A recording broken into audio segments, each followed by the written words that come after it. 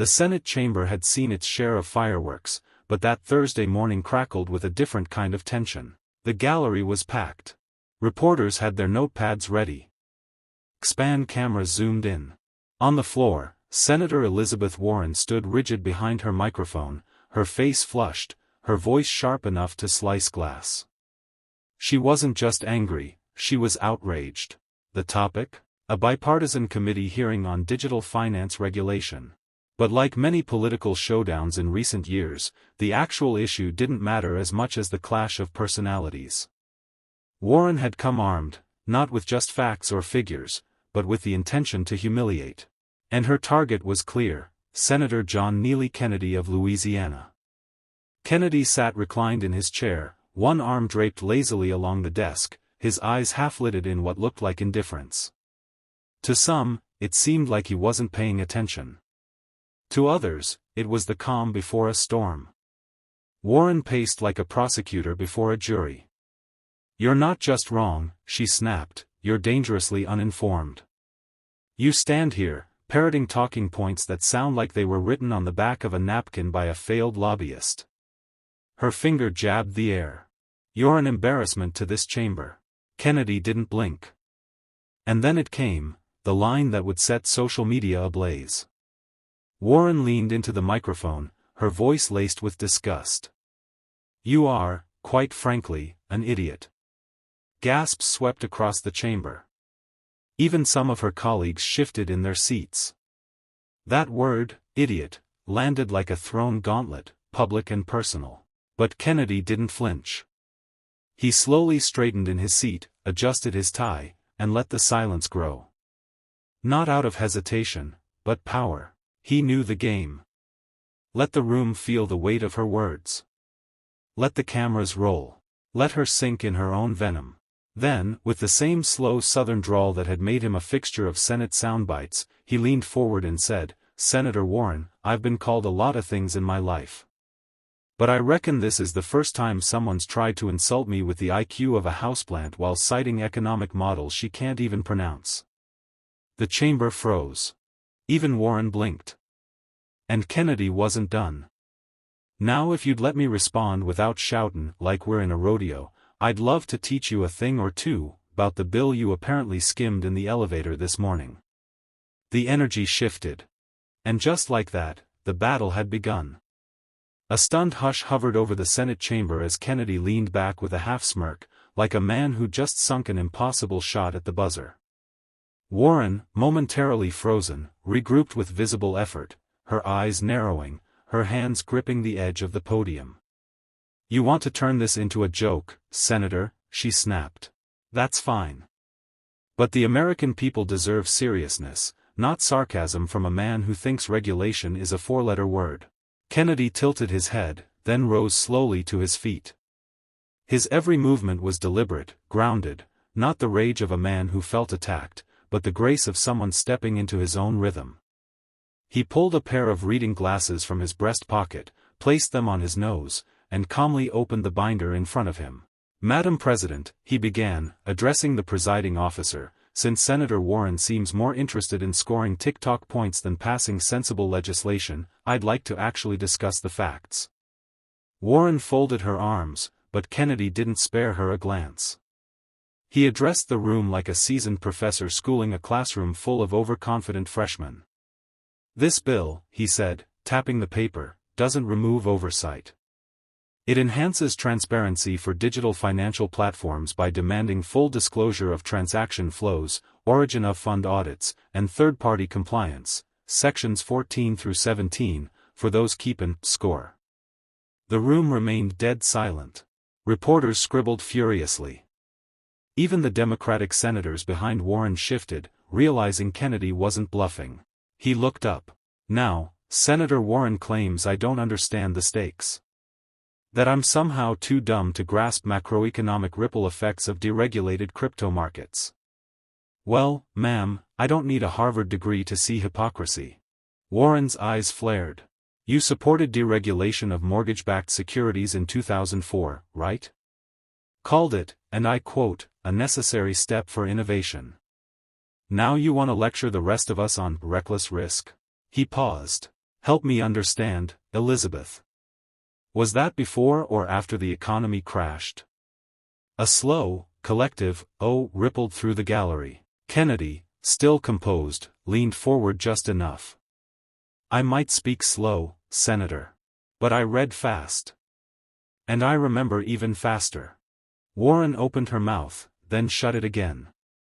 For a fleeting moment, it wasn't the words that struck hardest. It was Kennedy's composure, his mastery of rhythm, silence, and precision. He wasn't grandstanding. He was dismantling her case, line by line. And somewhere, in that crowd of stunned interns and stone-faced aides, someone whispered what the entire chamber was starting to realize. She might have picked the wrong fight. Senator Warren's jaw clenched as Kennedy stepped back from the microphone.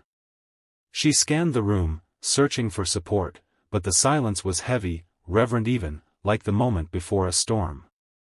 The kind of stillness that makes people remember what was said long after the cameras stop rolling. She finally spoke, her voice sharpened, controlled. Senator Kennedy, it's not your pace of speech that concerns me. It's the reckless ideas you package in a southern drawl and folksy metaphors. Kennedy turned toward her, not flinching. And yet somehow, he said gently, you keep responding to them. Laughter broke through the chamber. A few aides stifled it behind their tablets, while others failed to hide their amusement entirely. But Kennedy wasn't laughing. His tone dropped to something closer to sorrow than triumph. You say the American people deserve seriousness, he said. I agree. They deserve senators who don't weaponize decency as weakness. Who don't mistake conviction for foolishness, or a slower cadence for a slower mind. He paused and removed his glasses again, folding them carefully. You yelled "idiot" earlier. Maybe you thought that was clever. Maybe it felt good for a moment. But I'll tell you what I know, Senator, when leaders yell, it usually means they've run out of facts. The chamber shifted. That landed. Warren interrupted, her voice cracking like a whip. What I yelled was frustration. Frustration at a system that protects the powerful while mocking the rest of us with crocodile charm and country boy slogans. Kennedy stepped forward again. You're frustrated? He asked, his voice rising, not in anger, but with a moral clarity that suddenly felt weightier than hers. So are the welders in Baton Rouge whose bank accounts get frozen over technicalities. So are the single moms in Monroe who can't afford a down payment because Wall Street games every loophole in the book while we argue semantics in marble chambers. He looked out across the room. You're mad? Good. But don't turn that anger on me just because I don't wear it on my sleeve. I show up. I read the bills. I fight for the folks who don't have a PR team or a podcast. Warren blinked. Whatever retort she'd been crafting dissolved. Kennedy leaned back, offering one final jab, quiet and deadly. You said I was an idiot. I say, results speak louder than insults. He turned and walked back to his seat, the air behind him electric. And as the camera lenses zoomed in, capturing Warren's silence, not rage, not rebuttal, just silence, it became clear. That wasn't just a comeback. It was a checkmate. The footage was already making rounds before the hearing even ended. Clips of Kennedy's closing words, results speak louder than insults, were clipped, subtitled, stitched into TikToks and YouTube shorts by the dozen. On Twitter, the phrase trended above the day's legislative agenda.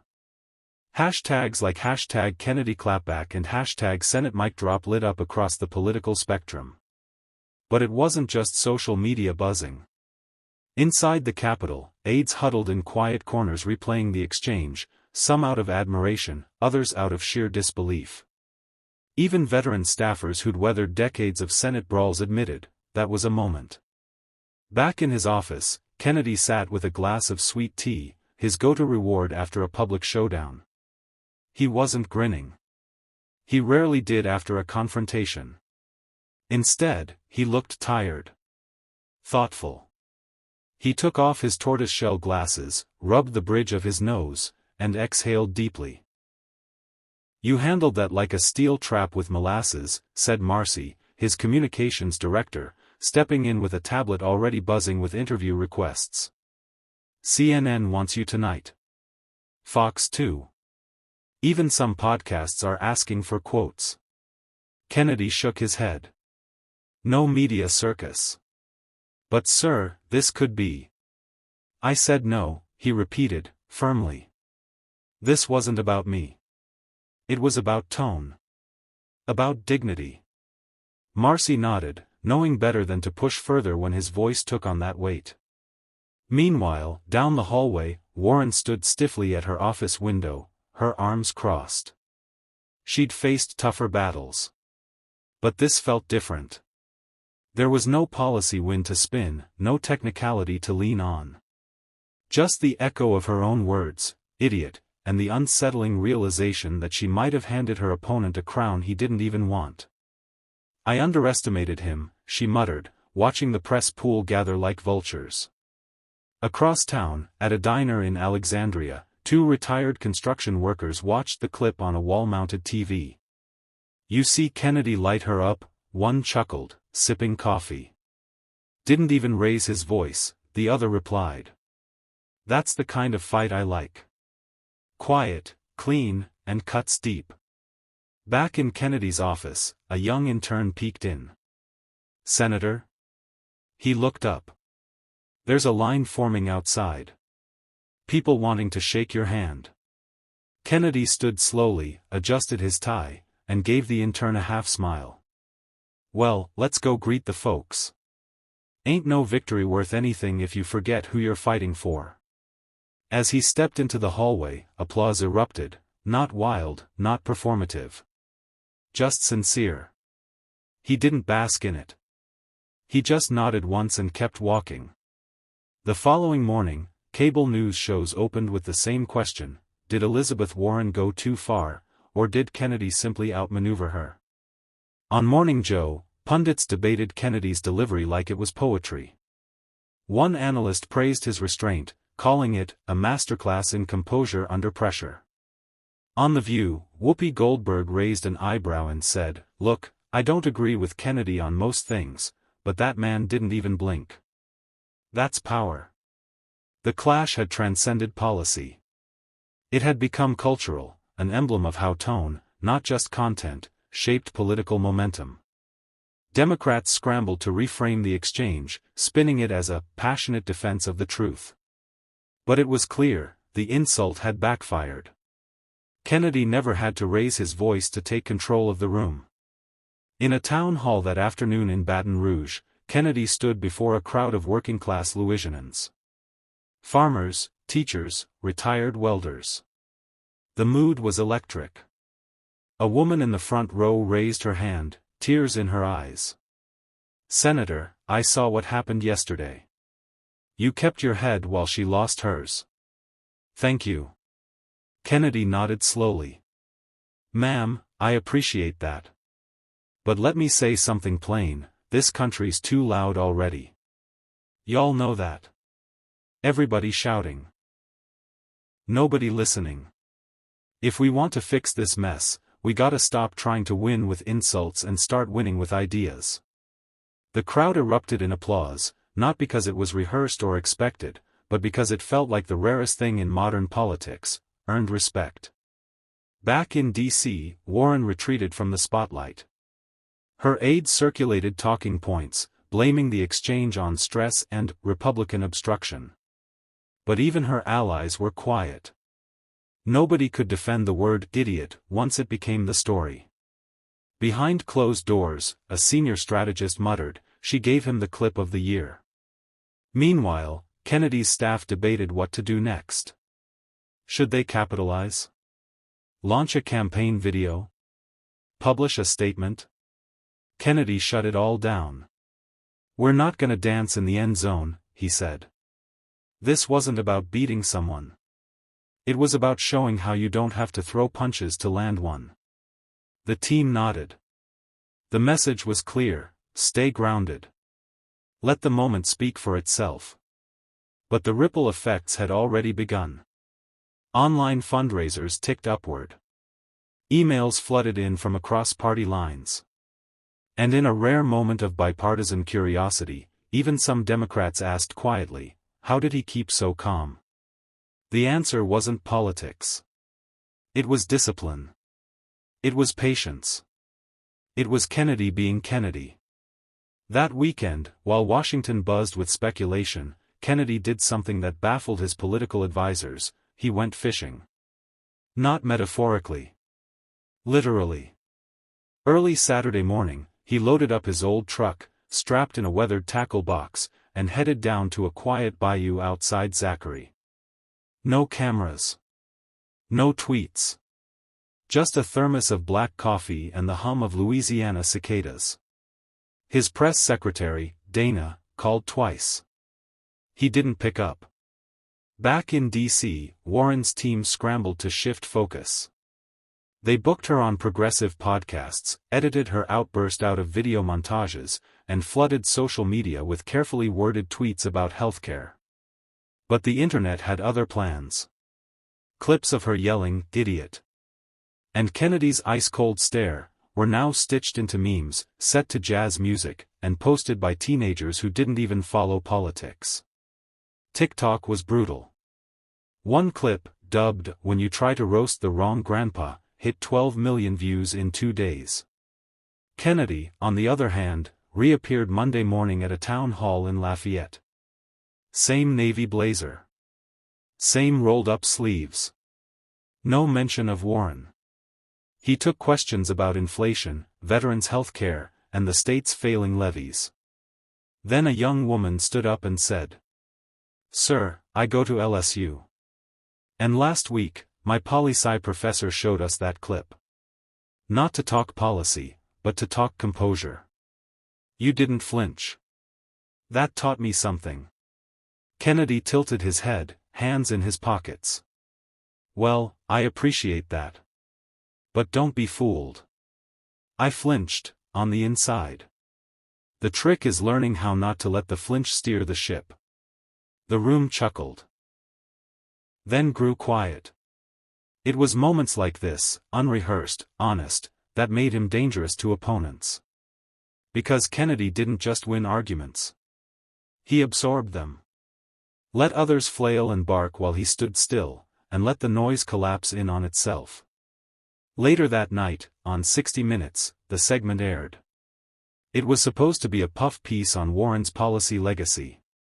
But midway through, the interviewer shifted gears. "Senator Warren," the host asked, "do you regret calling John Kennedy an idiot?" There was a pause. Just long enough for the air to tighten. Warren's jaw flexed. She blinked. "I regret letting my frustration show that way." But the moment was clipped. And online, it read as, "I regret." That was enough. In the quiet rooms of political strategy, people whispered the unthinkable: she blinked first. He didn't. And in 2026, that might matter more than anyone expected. By Tuesday morning, even the White House had noticed. Kennedy hadn't spoken Elizabeth Warren's name in public once since the exchange, yet the media landscape was flooded with his face. Headlines danced around words like dignity, restraint, and old-school Southern steel. Even liberal columnists begrudgingly admitted that Warren's insult had backfired. And that silence? It wasn't absence. It was strategy. In the Senate chamber that afternoon, Warren approached Kennedy near the elevators. Cameras were off. Reporters had been ushered away. She wasn't smiling. "You think staying quiet makes you noble?" she snapped. Kennedy turned, adjusting his tortoiseshell glasses calmly. "No, ma'am. It just makes me patient." She scoffed. "You're playing the victim card." He shook his head. "No, I'm playing the long game." That moment, brief and unseen by most, was electric. Warren stormed off before the elevator even arrived. Kennedy didn't move. Later that evening, Kennedy was invited to speak at a bipartisan university panel on civil discourse. Half the room expected him to use the moment to retaliate, to throw gas on the flames. But instead, he opened with something else entirely. "I want to talk tonight about decency," he began, his southern cadence soft but firm. "In a world full of microphones, sometimes the most powerful thing you can do is pause." He never mentioned Warren by name. Not once. But everyone knew. And the contrast was blinding. Where she had shouted, he had waited; where she had mocked, he had measured; where she had attacked, he had absorbed. The next morning, the Washington Post ran the headline, "The Man Who Didn't Flinch." And just below it, a subheading that cut deeper than any insult.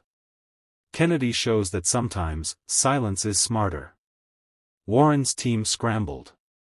They issued a statement clarifying her comments, calling for unity and a shift away from toxic debate. But the internet remembered the moment she shouted, "Idiot." And Kennedy's face, expressionless and still, looking straight ahead. In classrooms, it was played. In campaign ads, it was analyzed. In coffee shops, it was joked about. And in every corner of the country, one truth was quietly settling in. Kennedy had turned an insult into a mirror, and let America decide who looked foolish. It wasn't just the headlines or the think pieces anymore. It was the quiet shift in how people looked at him when he entered a room. Kennedy, often dismissed as the quirky senator with folksy metaphors and outdated ties, had suddenly become something more potent, the embodiment of calm resistance. In Boston, Elizabeth Warren's home turf, college students reenacted the viral moment for satire shows. In Louisiana, Kennedy's base doubled down on their support, proudly sharing clips with captions like, "Class over chaos." But the real surprise came from independents, voters who didn't care for either party. Who saw in Kennedy's response something rare, discipline. That Friday night, Kennedy was invited to appear on 60 Minutes. The interviewer, sharp and seasoned, didn't waste time. "She called you an idiot. You didn't respond. Why?" Kennedy leaned back, not defensive, just deliberate. "If someone throws mud at you, you can either throw it back or plant something in it." The interviewer blinked. "That's poetic." He smiled.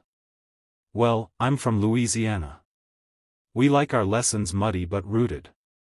The segment went viral. By Saturday, late-night hosts stopped mocking him and started admiring him. One said, "Kennedy might look like he walked out of a Cracker Barrel, but he just taught a masterclass in restraint." Meanwhile, behind closed doors, Warren was unraveling. Staff leaked that she was furious, not just at Kennedy, but at herself. She had handed him a weapon, and he hadn't even lifted it. He'd let her words echo back at her. That kind of humiliation stung more than any comeback. On Sunday, Kennedy gave a commencement speech at a small liberal arts college in Mississippi. His theme? "Don't let noise define you." He closed with this line. "Sometimes, the smartest response isn't louder. It's wiser." The crowd stood.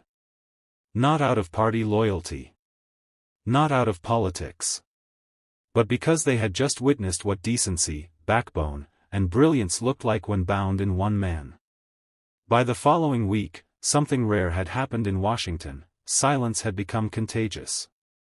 Other senators who were usually eager to join a partisan pile-on suddenly opted for caution.